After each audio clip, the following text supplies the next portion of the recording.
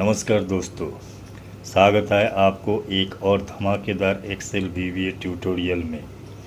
आज हम जानने वाले हैं कैसे सिर्फ एक क्लिक में पूरा इनवॉइस डेटा 12 शीट्स में ऑटोमेटिक सेव होता है। जी हाँ, बिना कोई मैनुअल मेहनत, सिर्फ एक स्मार्ट वीवीए मैक्रो से। तो वीडियो को पूरा देखिए, क्योंकि आज आप सीखेंगे एक्सेल वीवीए का एक रियल लाइफ ऑटोमेशन प्रोसेस जो आपको फाइल को बना देगा सुपर पावरफुल। चलिए बिना देरी की शुरू करते हैं। यह है हमारा मेन मैक्रो सेव इनवॉइस और यह है हमारा डेटा सेविंग कोड। लेकिन ध्यान दीजिए, सारा कोड इस एक मैक्रो के अंदर नहीं है। मेन मैक्रो के अलावा कुछ हेल्पर फंक्शन और सब रूटीन बनाए गए हैं, जैसे सेव टू बिल्स फाइल्स, यह सब रूटीन। गेट प्रोडक्ट सीट, यह function. Save to product sheet, यह सब routine. Get previous stock in hand, यह फंक्शन। और सेव टू सेल्स फाइल, यह सब रूटीन।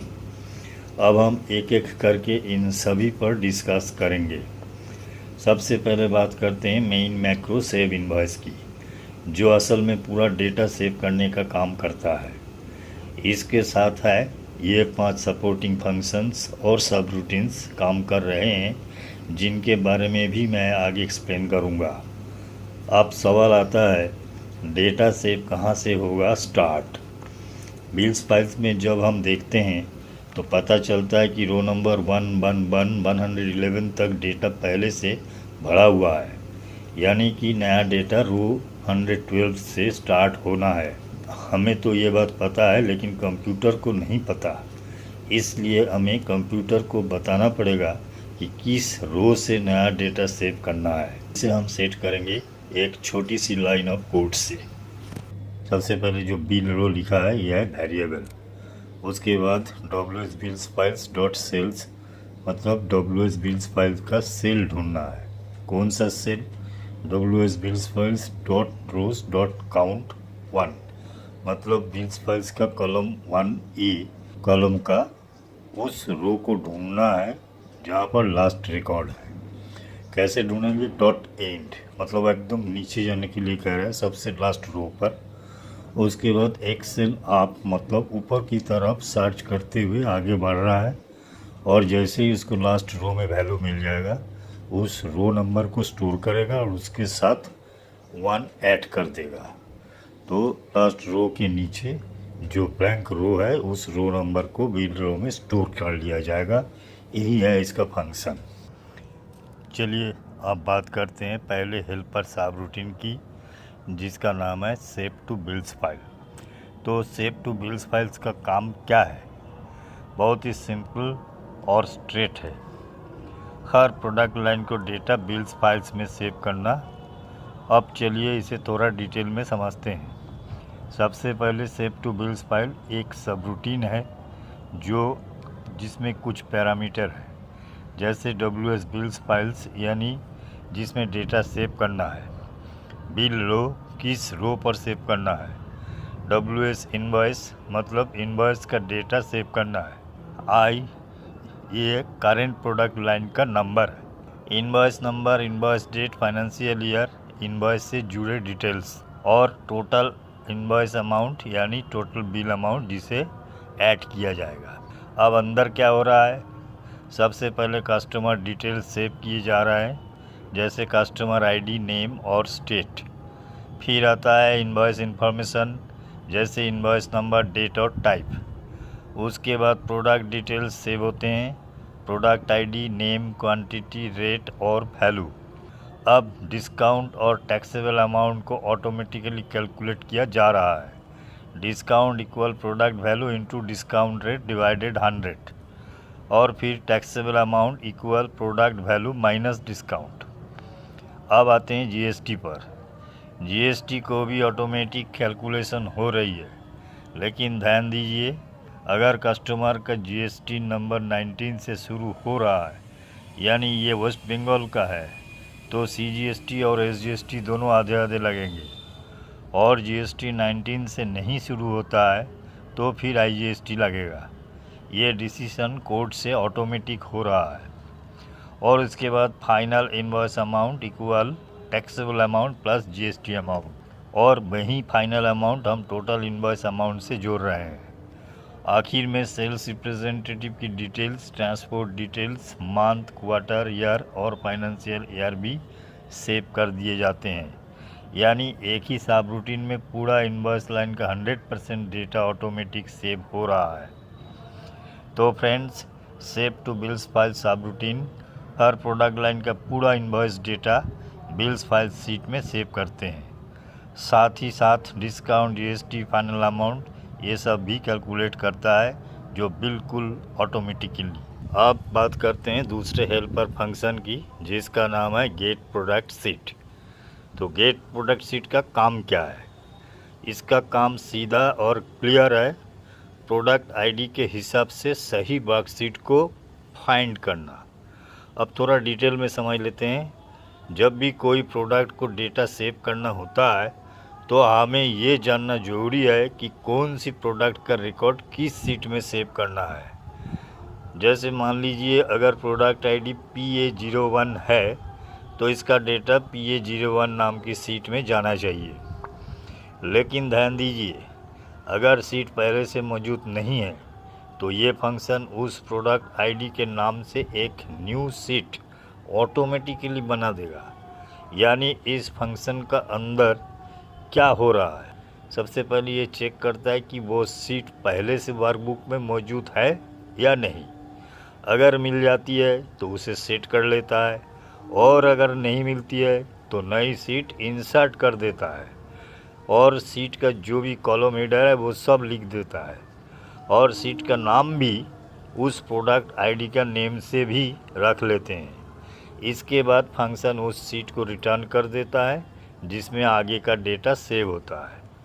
तो friends, get product sheet function product ID के बेस पर सही सीट को फाइंड करता है या फिर ज़रूरत पड़ने पर नई सीट बना देता है। सब कुछ ऑटोमेटिकली बिना किसी मैनुअल इंटरफेयर के। इससे डेटा हमेशा सही सीट में जाकर सेव होता है और हमारा सिस्टम बनता है बिल्कुल स्मार्ट और ऑर्गेनाइज्ड।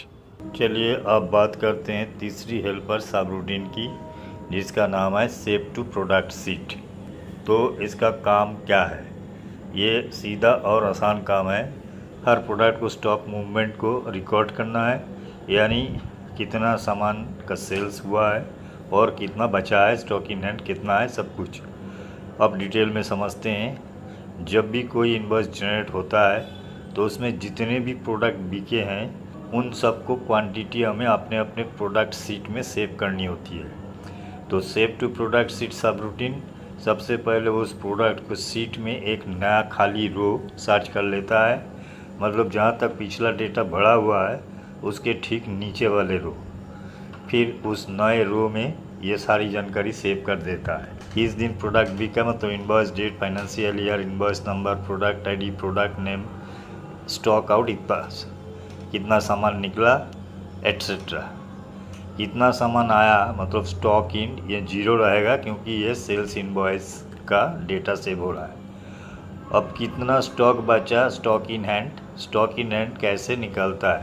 पहले पिछला स्टॉक को फाइंड करना होता है, उसमें से बिके हुए स्टॉक आउट को माइनस कर लिया जाता है और नया स्टॉक इन हैंड अपडेट कर देता है। इससे हमें हर प्रोडक्ट का सही स्टॉक हिस्ट्री मिलती है, जिसमें इन्वेंट्री पर पूरा कंट्रोल बना रहता है। तो friends, save to product sheet का रोल क्या है? प्रोडक्ट को स्टॉक मूवमेंट सही तरीके से रिकॉर्ड करना ताकि इन्वेंट्री मैनेजमेंट रहे एकदम एक्यूरेट और इजी। और सबसे खास बात, ये सब कुछ हो रहा है ऑटोमेटिकली बस एक क्लिक में।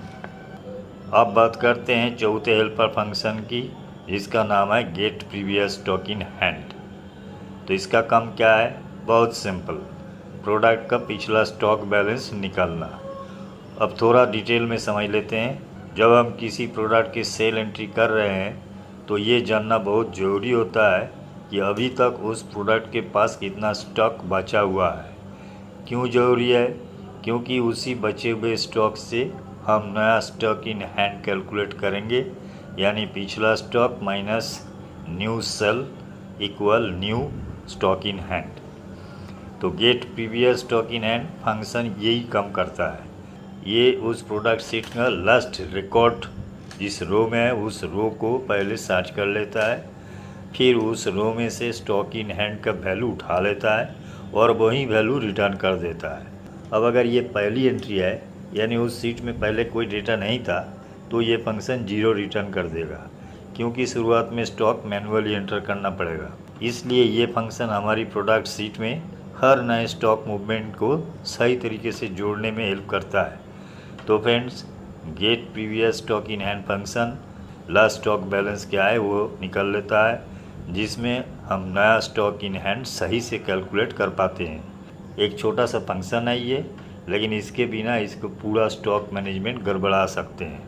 अब बात करते हैं आज के आखिरी और बहुत इंपॉर्टेंट हेल्पर सब रूटीन की, जिसका नाम है सेव टू सेल्स फाइल। इनका काम क्या है? बहुत सिंपल भाषा में कहे तो पूरा इनवॉइस का एक समरी रिकॉर्ड सेव करना इसका काम है।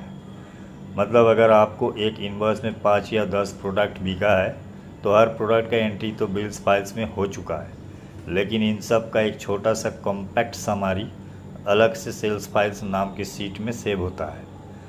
इसका फ़ायदा क्या है? आपको हर बार हर प्रोडक्ट की डिटेल देखने की ज़रूरत नहीं पड़ेगी। बस सेल्स फाइल खोलिए और कौन सा कस्टमर किस दिन कितने में ख़रीदारी किया सीधे देख सकते हैं। देखिए, इसमें प्रोडक्ट आईडी का डिटेल्स के अलावा सारा डेटा सेव होता है। तो एक तरह से सेल्स फाइल आपको इनवॉइस का एग्जीक्यूटिव समरी बनता है।